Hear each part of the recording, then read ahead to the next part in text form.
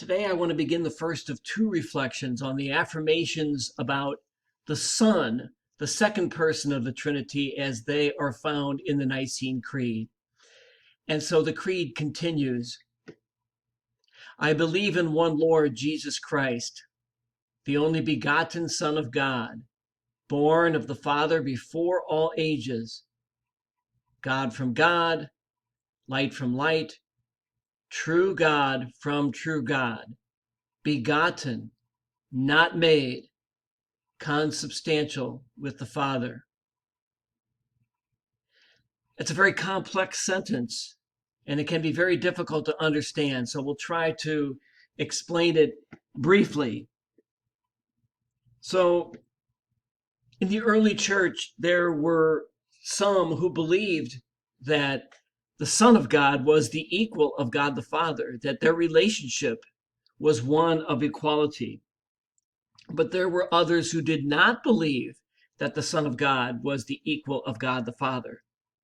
There was an Alexandrian priest by the name of Arius who believed that God the Son was divine, but that God the Son was a lesser divinity, an inferior divinity to God the Father, because he was created by God the Father. One of the sentences that we still have from the works of Arius is one that says, "There was a time when the Son was not."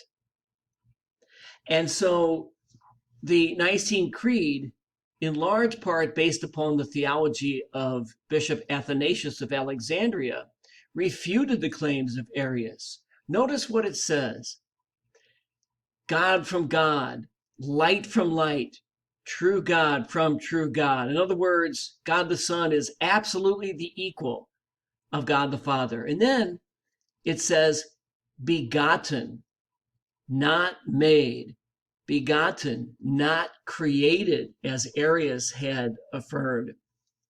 And begetting is a word that simply means that the Son came forth from the Father, but in eternity, not in time. And so the Son has always existed, just like the Father, and the Son is absolutely the equal of the Father. And that's the meaning of the next phrase, consubstantial with the Father. In other words, the Father and the Son, though they are distinct persons, are one because they share the one divine substance. They share the substance of divinity, of God.